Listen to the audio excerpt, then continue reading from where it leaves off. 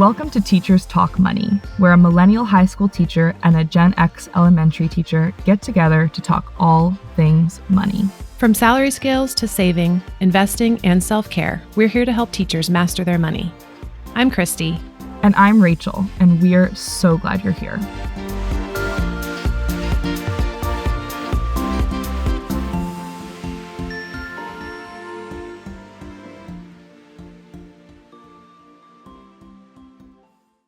Hey listeners, welcome back to another episode of Teachers Talk Money. We are so happy you're here. Thanks for being with us. Rachel, how's it going? I'm doing really well. I'm actually feeling very positive after being back in the building with some of my students who have opted to do in-person learning. It's just, it's a struggle with concurrent or hybrid teaching or whatever your district is calling it, but it is just so nice to have interaction with students again after this year of virtual where I feel like I just kind of lost sight of what exactly it was about teaching that really fills my cup, which is literally just sitting, talking, hanging out with the students, interacting with them one-on-one. And coaching has been so wonderful too. The co-ed volleyball team this year is just such a phenomenal group of student athletes, and they're doing amazing and they're working so well as a team, and I'm so proud of them. And my days are super long with teaching and coaching, but every single day I end on a really high note getting to coach the kids, and so I feel tired a lot but just super fulfilled and really hopeful since I've been fully vaccinated for a while now too, and I can do more things with my endless free time, but I can see more people that I care about. And yeah, I just feel like things are really looking up. I'm excited for summer, but I'm also able to stay present and really enjoy what's happening. I know that not all teachers feel that way right now because it's so crazy and we're being asked to do a lot of terrible things. But personally, for me, I really, really love the fact that I get to interact with kids again, and that is keeping me sane right now. How are you? I am doing really well. Yeah, I remember when we brought kids back full time in January, February, it was overwhelming, but at the same time, like that hint of normalcy and excitement to see them and for them to see each other was just so palpable. So yeah, it's definitely hard and also better in a lot of ways. You know, there's just so many split emotions, I feel like this year, that when we get done with this school year, I think every teacher needs to just take a big, the longest exhale you possibly can and reflect on the mayhem that this year has been. And we haven't had time to think about it in the middle of it, because it's been changing so quickly. So I'm really glad that you're feeling that and that you're getting to hang out with your kids. My update is that I have a big road trip coming up this summer, a cross-country road trip with my mama. And I just looked into getting 2 new credit cards for some big purchases we need to make. So I found one card that's going to give me 2% unlimited general cash back. So it's not tied to any particular category. And then another one specifically for the road trip where I'm going to get 3% cash back on gas and 6% cash back on groceries. Yeah. And I used the Motley Fool credit card comparison tool, which we'll link in the show notes. It's just my very favorite way to find credit cards. It's a service of theirs called the Ascent. Totally free, great organized site to compare cards. Like literally each month they do full reviews of all these credit cards, and I would never find the cards without them. And it's like I'll be earning double the cash back that I've been earning during COVID because I just haven't had time to look into getting a new card. And so that's exciting because I'm like, woo, yeah, cash back, I'll take it. Yeah, that's 6% on groceries is awesome. I know. There is a limit on those too, like the 3% and 6% is limited, but for the road trip, it'll be great because I think we'll, use it and then I'll probably change things up again. So yeah, credit card rewards. Awesome. Awesome. Also that you're going on a road trip with your mom. Where are you guys going to be hitting? We will be starting in Columbia, South Carolina and driving back to Montana. So it's going to be, yeah, it'll be really fun. She's been wanting to do it and she's been all cooped up, for the year. So it'll be a kind of a once in a lifetime thing for us to be able to do because she lives in Denver and I don't get to see her as often. So we're excited. That's awesome. It's also Mother's Day when we're recording this. So happy Mother's Day to everybody. Happy Mother's Day much later, which kind of brings us a nice segue into, we wanted to kind of share with our listeners our recording schedule and what's coming up this summer because we're really excited about it. And the deal is for us during the school year to try and record and edit and prep and plan and research all the things we need to do for each episode. We typically record quite a ways out so that we can be sure we've got enough time to prepare and do the post-production stuff.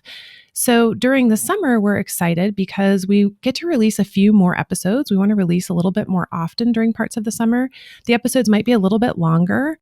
And the idea is we're calling it our Summer Money series. We're taking this deep dive into topics that are more detailed and maybe require a little more action if from a listener's perspective, you wanted to change some things up. So we wanted to kind of save these topics like investing and debt payoff and student loan forgiveness, all kinds of really cool stuff that might take a little more legwork to take action on, and really call that our Summer Money series. And we can't wait to get into it. But that's also why we're recording episodes earlier during the school year, because we just are both teachers and have very little time, but really feel passionate about this and want to keep doing it. Yeah, exactly. I mean, you guys heard how I just described my days right now. They're at minimum 12-hour days when I have to go in. And so it's just not possible for us to record, every single week and then post it the next day or the following week, right? So we always do it a little bit ahead of time. This is actually the closest we've ever recorded an episode to its release date so far. We hope to do more timely episodes in the future. But for now, we're just trying to hit those big evergreen topics. And I'm so excited for the Summer Money series because there's so many teachers who go, well, I'm just going to figure out budgeting over the summer. Or I'm just going to look into investing over the summer. And I get that. I give that advice to teachers even. So that's our hope for these episodes, is that here's your chance to take that extra time and space that you have and use it to really get everything set up so that when the school year starts, you don't have to think about it so much. So in addition to introducing our Summer Money series with this episode, we also just wanted to say that we are super excited because our audience is growing a lot and we're starting to get a lot of feedback from all of you teachers out there.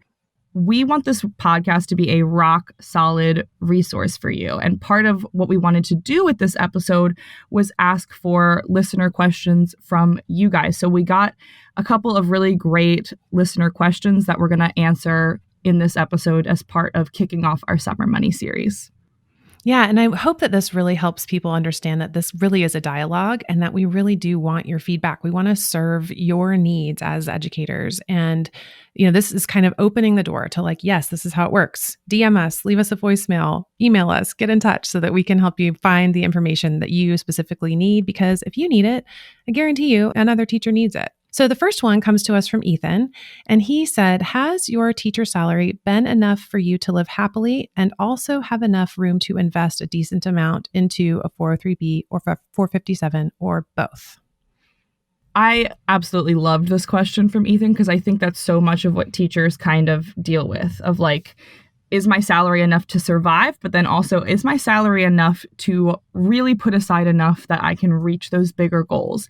And for me personally, I have to say that the answer is yes. I'm going to share my numbers in the next question because it asks something a little bit more relevant to that. But in short, I feel really good about the amount of money I'm able to invest. And I don't feel like I have to sacrifice that much money in my budget. I think that Ethan might have asked this because a lot of people who are in the FIRE community or in the personal finance community are really high earners. So they can do things like reach financial independence at extremely young ages. I know a lot of bloggers who have done so in the 30 to 35 age range, whereas I'm looking more at 40 to 45. So it's easy to kind of compare and say, well, I can't really make these big moves that everybody else is making. But also, I think we're in a good position because for a lot of us as teachers, we don't have that intense desire to leave the profession ASAP. So I think it's really great to kind of have a more balanced approach and just be able to, not compare yourself to everybody that's doing the most amazing thing ever and reaching financial independence super early, but just to kind of say, what can I do with my salary while still living a life that I really like right now? And I do think it's possible for a lot of teachers to do that. And it certainly is for me. I will say there are some factors that go into this. Of course, I'm child free. That is a huge factor in why I'm able to feel balanced in my personal spending money and the money that I choose to invest. Yeah. Yeah. I love this question too, because I'm also a yes on that one. And in terms of being able to invest and enjoy my life.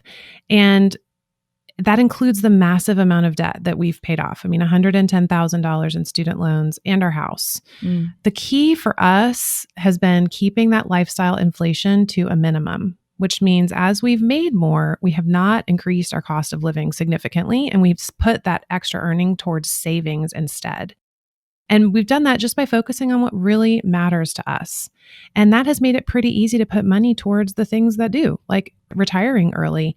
And I think that in the financial independence community, or the financial independence retire world, FIRE community, you have to also consider that a lot of those people that are retiring in their 30s or 40s are living a pretty bare minimum life. They're not riding around on yachts and having $1 million mansion in New Zealand, like they're keeping their cost of living low so they can live off the returns of their investments or have, money to bridge the gap until they're officially retirement age. There's a million different ways to do it, but I think key here is keeping that lifestyle inflation to a minimum and keeping your cost of living low. So focusing on what makes you happy, but also all the things that don't, you're just not putting money into those. So there's many ways that we've done that, but yes, I think it's totally possible. And I think a lot of teachers in a lot of different positions, with kids, without kids, married, single, depending on all the factors, have been able to make it work. Yeah, totally agree with you on that.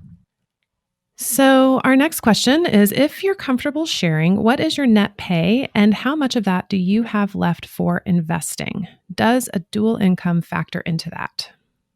Yeah, so I'm super comfortable sharing. I do so on my YouTube channel pretty much every month, right? I share my budget videos and my net worth updates, and I do that on my Instagram as well. And I love the way that this question was phrased, because it is so important to realize what your take-home pay is versus what your gross income is. I take home $2,388 in a normal month. That's after all of my paycheck deductions. So my taxes, Social Security, union dues, health insurance, all of that stuff. And it is after $720 is automatically invested in my 457. That's 15% of my salary that I have just automatically going into that employer-sponsored retirement account.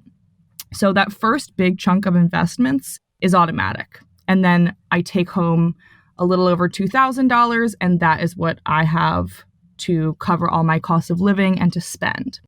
Beyond that 15%, I also use my Roth IRA to invest any big chunks of money that I receive throughout the year. So whenever I get a third paycheck, my tax refunds, stipends that I get from coaching in the newspaper, this year stimulus checks, all of those windfalls of money I put towards my Roth IRA. So in a normal month, the minimum I invest is that $720 that goes right from my paycheck to my $457. And then when the windfalls come, I invest them in my Roth.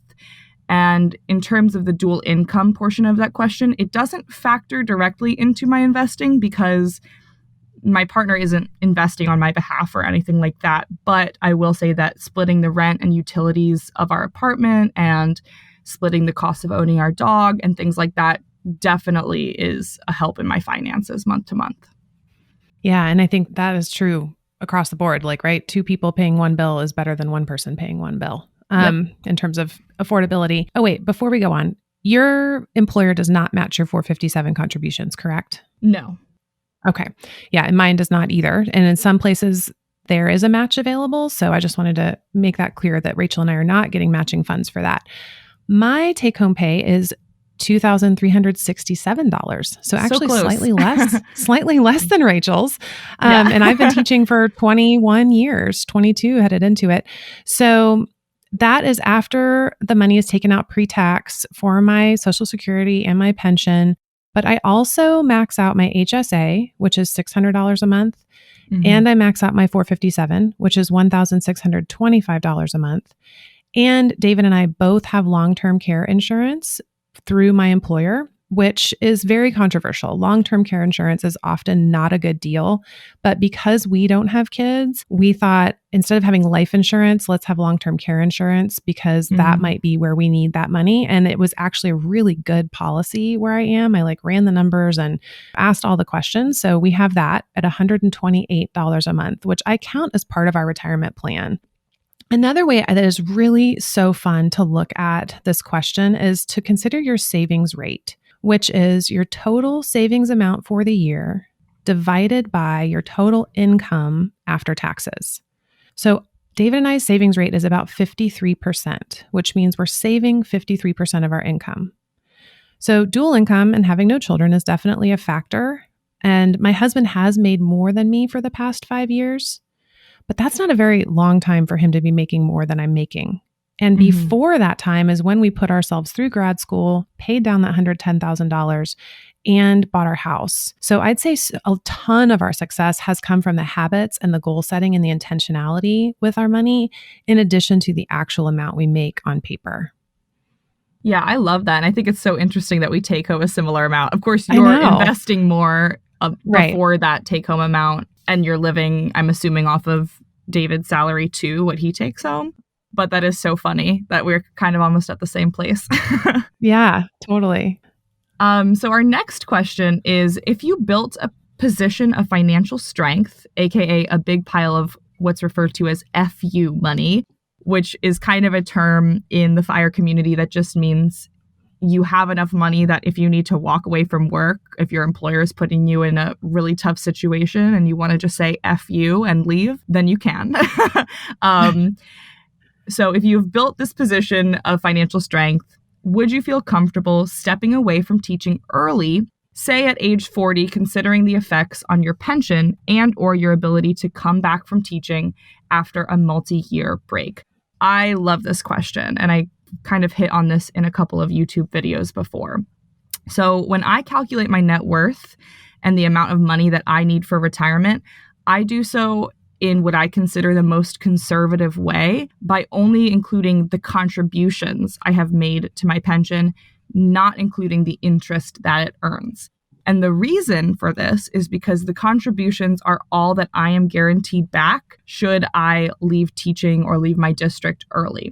So I very well may decide to leave that money on the table, leave all that interest on the table when it comes to my pension in order to retire or leave teaching.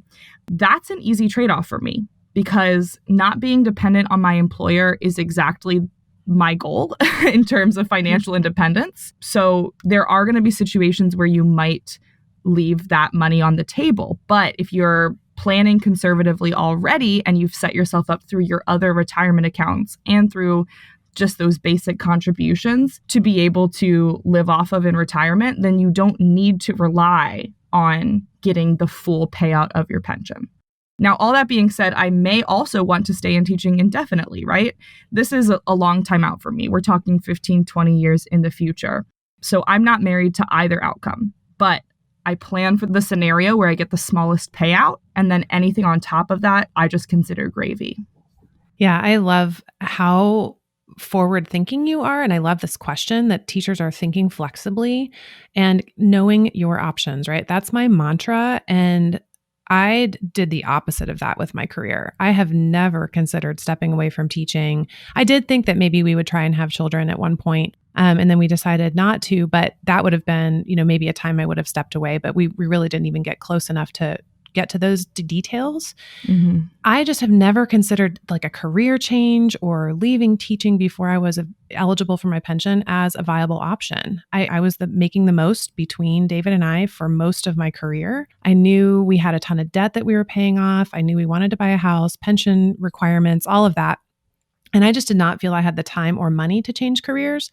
Plus, I've never really wanted a change. I'm like that golden retriever, right? I'll just keep doing what I'm told, right? I'm a one-track person. And I've known I've wanted to teach my whole entire life. So, now I'm kind of excited about a change as I'm towards the tail end of my career, which is great. But that said, I'm always going to advocate for teachers to know your options and build yourself the best possible financial house so that you have the freedom to make the choices that are right for you.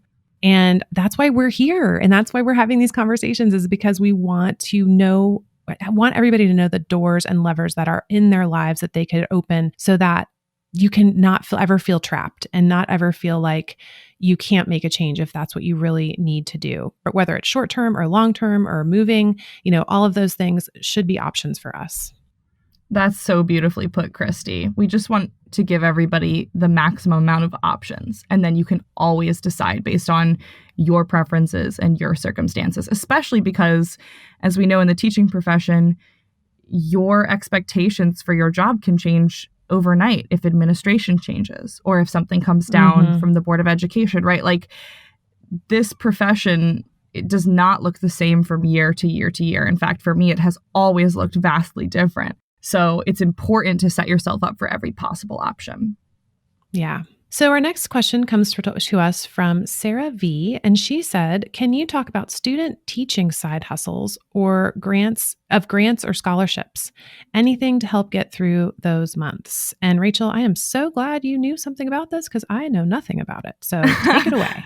I actually didn't know anything about this. I researched it after getting this question.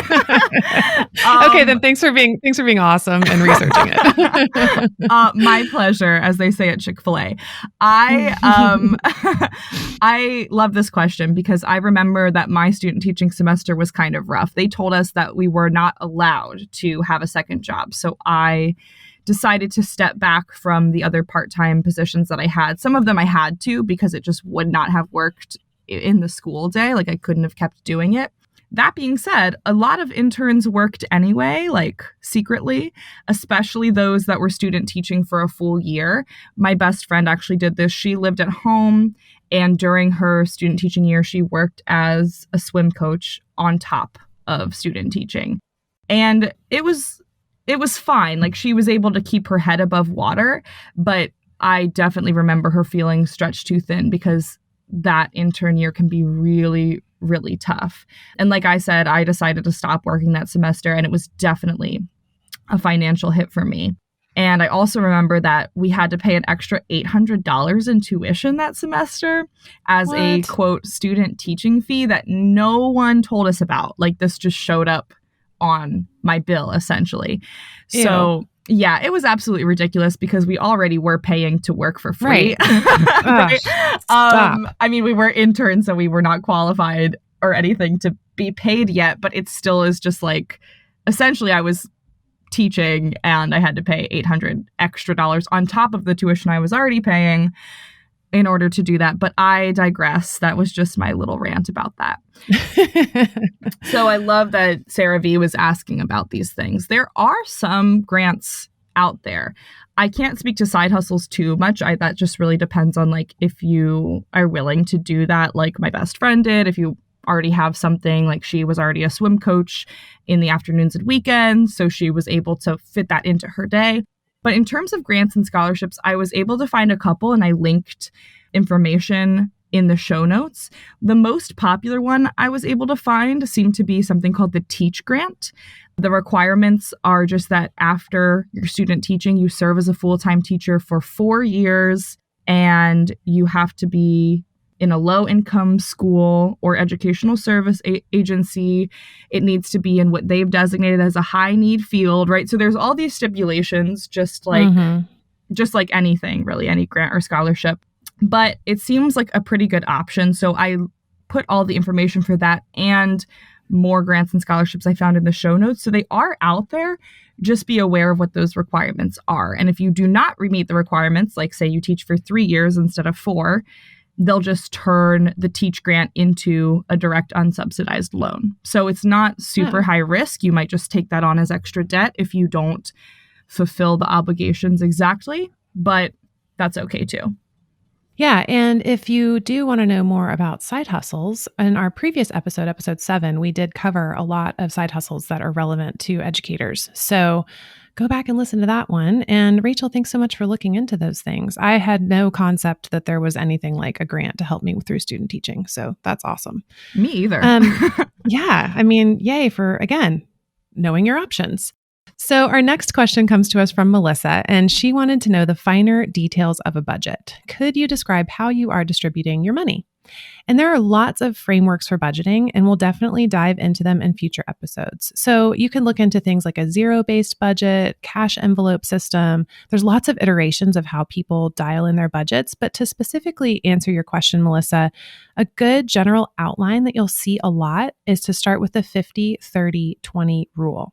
And that means 50% of your money goes towards your needs, housing, utilities, food, medical care. 30% goes towards your wants, dining out, travel, entertainment, hobbies, and 20% goes towards your savings. So building your emergency fund, paying down debt, investing, saving for big life events like growing your family, buying a home, and so on.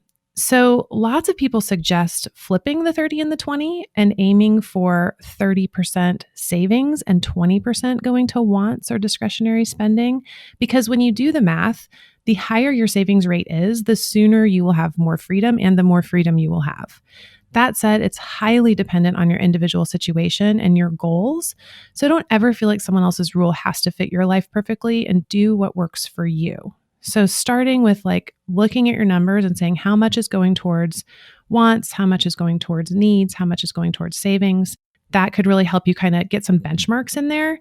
And then, like I said, I mean, we've kind of flipped the 50% is more of our savings rate, and then the 20% is more of our wants and, the fun stuff. So it just depends on what works for you and your life and kind of where you are and what your goals are. And then our next question is, with regards to episode 2, which was our financial obstacles for teachers episode, what questions do you suggest a teacher ask regarding finances when onboarding into a new district? This is a fantastic question, and this one also came from Melissa. Yeah, and I love that because I remember Rachel and I, we've both talked about how we were such deer in headlights that we didn't even know the questions to ask, let alone that we could ask them or when to ask them. I mean, so this is amazing. And I love that teachers are thinking about this at the beginning of their careers. So I would say definitely talk with your HR department and ask for credit for all possible years that could count towards your salary steps or years of service. Sometimes things that weren't certified teaching can be counted. There are usually very strict black and white rules around that, but you want to make sure you're asking and not leaving any money on the table. And then ask how moving over on the salary scale works. What is the deadline and process for turning in credits? And what are the stipulations for credits in order to qualify for salary advancement? For example, if you have a master's degree, do all future credits need to be graduate credits? And then kind of looking into ways to start earning those credits so that you are meeting those guidelines for your district. That's a great point because personally speaking, I thought that I had to get my master's to get to that next step on the salary scale, but I really actually just needed 30 graduate credits that did not have to be part of a master's program or towards my master's. So I never actually do have to get my master's, which is a huge difference because in all of the situations I was looking at, that was much more time consuming. Like it would take a longer period of time and more expensive than just taking individual classes. So that was a really key piece of information that I didn't know. And I want to say too, don't be afraid to call your HR department and ask them, right? Yeah. Like it can sometimes be really intimidating as a new hire. And that's their job, is to inform you on that. And there's probably a ton of information on the website or in your collective bargaining agreement if you have one. So look at all those resources and don't be afraid to just pick up the phone and call people. And if they're grouchy, let them be grouchy, fine. But like that's their job, is to help you understand this process. And yeah, that's where I would definitely say don't hesitate to ask. Yeah. And if you're a millennial like me and you hate calling people on the phone, send them an email. That's what I did. And it was awesome. It was super helpful. So highly recommend that. And then our next piece of advice is to, if you have a union, ask your union building rep about the negotiations process and read the contract that they send you, because time is money and you want to make sure you're using your time according to your contract as much as possible. If you can work as much as possible within that duty day, then you are maximizing your time, your energy, and your money. And we also recommend participating or watching salary negotiations if you're interested. This is so important for educators. And I think because we are so overworked and lacking time and energy, we don't get involved in the salary negotiations process. But it's so important to show up and show out so that we can actually make some real changes happen.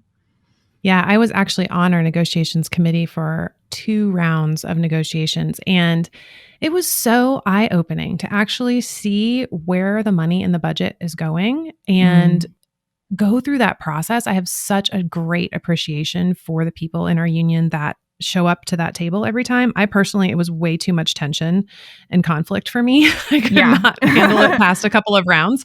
But it's just so fascinating because it's like you see the numbers on paper, but then the numbers are also, they're a little shifty, like they say, absolutely not. We cannot give you this, no possible way. And then the next week they're like, oh, we can. And it's like, well, okay, what changed then in those numbers?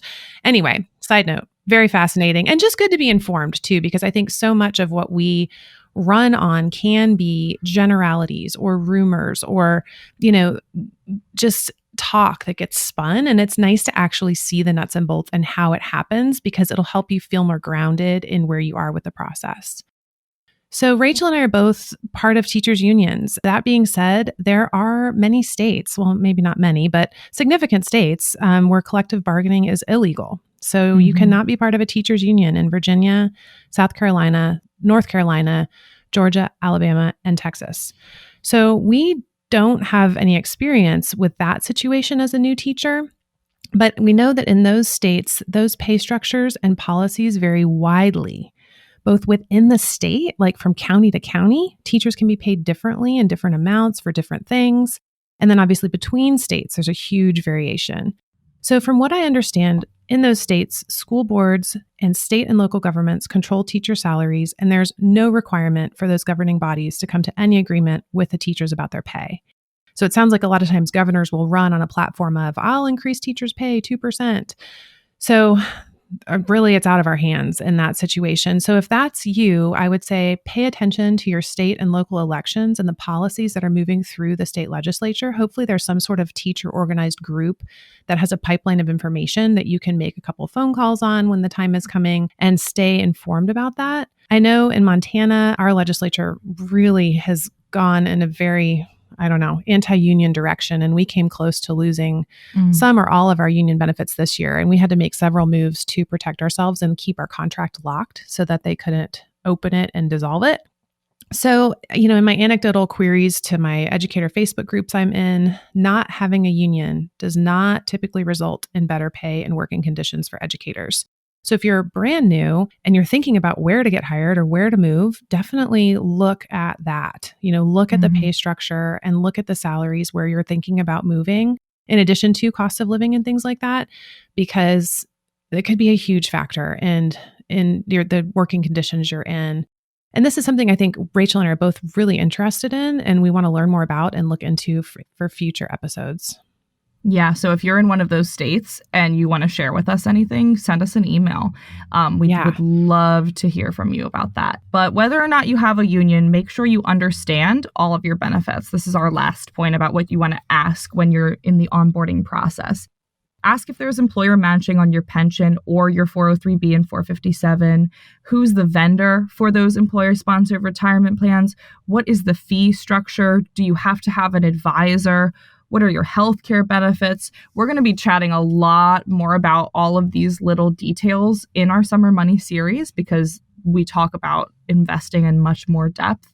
But to start, just get a really good understanding of exactly what all those benefits are so that you know how to maximize them.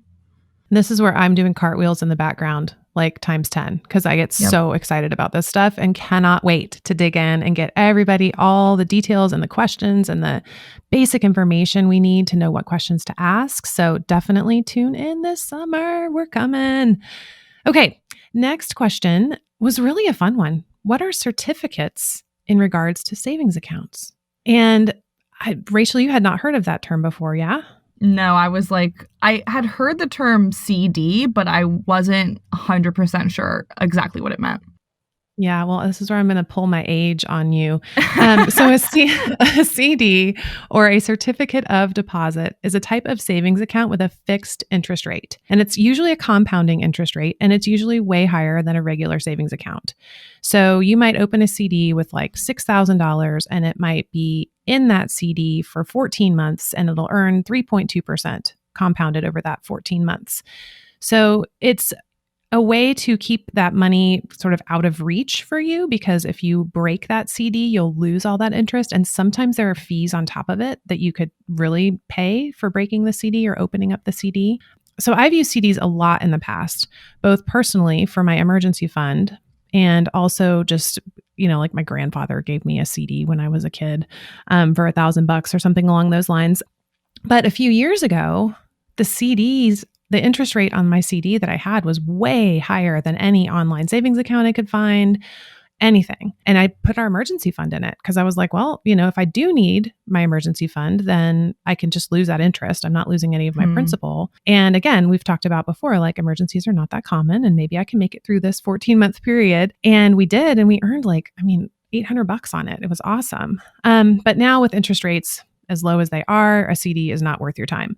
So basically, to answer this question, getting a CD through your bank is usually how it works, and it's all about the interest rate. And if you're willing to set that money aside and not touch it so it can earn a much higher interest rate than a regular savings account could, it's something to definitely consider. And that'll probably change, in the next few years, 5 to 10 years. It's just something that I check on every once in a while to see if it's worth opening a CD.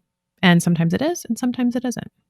Okay, you just blew my mind a little bit there. So that's really interesting. You could use those for those midterm goals, maybe like a down payment or just something you want a higher interest rate on that you can say, well, I'm definitely not going to touch this for X amount of time. Okay. But only if the interest rate makes sense. And only if the penalty for breaking the terms of the CD is something you'd be willing to take, which for me, it has to be like nothing, right? Like I don't want to lose any of my principal. I would just lose that interest rate. Right. And I would say for beginning budgeters, maybe don't think about putting your emergency fund in there for that reason, just in case. I understand why you did though, Christy. I think it made sense in your case. So our next question is, what kind of savings accounts are there? Which ones can I use to maximize my money? This is a great question. I know. I love it. We can talk about high yield savings accounts, online savings accounts with places like Ally Bank. You want to just make sure they're federally insured, FDIC insured, and then check those interest rates and see, is it higher than your local bank or your local credit union? And if it is, that could be a good place to put savings like an emergency fund or something you're going to need in the next 5 years. Then beyond that, the answer to how can I best maximize my money? The answer is investing. Yep. And investing over the long term, it's really the best way to build wealth. And it's really something that is doable and easy to understand with just a little bit of learning and effort. So we're going to say again, stay tuned because we're coming and we're going to have all that information in the Summer Money series. Yes. And I have to say, I loved getting questions from you guys, and I would love to get some more. And I know Christy would too. So if you have any questions or money wins that you want us to answer on the podcast or share, please leave us a voicemail. Christy's website, financiallyfitteacher.com, has a voicemail feature. You can go in and ask your question verbally. You could also, again, if you're a millennial like me and you don't want to record your voice, you can email us at teacherstalkmoney@gmail.com or send us an Instagram DM, and we'd be happy to share your name or keep you anonymous. So just hit us up. We would love to hear from you. And our show notes, this is exciting. All of our show notes are now on the podcast page of financiallyfitteacher.com. Yeah. And that's also where the voicemail feature is. I really want somebody to use it. It's just so high tech and fancy. And we need someone to leave us a voicemail. But again, we can keep you anonymous or not. We don't have to share the voicemail if you don't want it on the podcast. But if you want it, let us know. And then also, we tell our students this all the time. There's no such thing as a stupid question. So if you're sitting there and thinking, oh, that's a dumb question, or, oh, I shouldn't ask that, everybody probably already knows that. No, not true. Please ask it, because that's why we're here. So we want you to tune in next time. We're going to be diving into debt payoff. We cannot wait to get into the different strategies and systems. It is not as simple as just pay the bill. There are so many cool ways to think about and tackle debt payoff. And we have got options for you so that you are fully armed with the information and the motivation that you need to take down your debt. Yes. Have an amazing summer, everybody. Congratulations. You made it through a year of pandemic teaching. And we're here and we're ready to learn and dive deeper into our money stuff in the next episodes. Thank you so much for joining us here this week. Can't wait. Talk to you soon. Thanks so much for joining us here on Teachers Talk Money. Subscribe now to make sure you don't miss a future episode.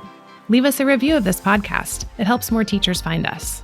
Share it with a teacher friend who can use some of this information. You can find more money advice from Christy at Financially Fit Teacher on Instagram and Rachel at Teachers Talk Money on Instagram and YouTube. All opinions are our own, and our awesome theme music is by John Bartman.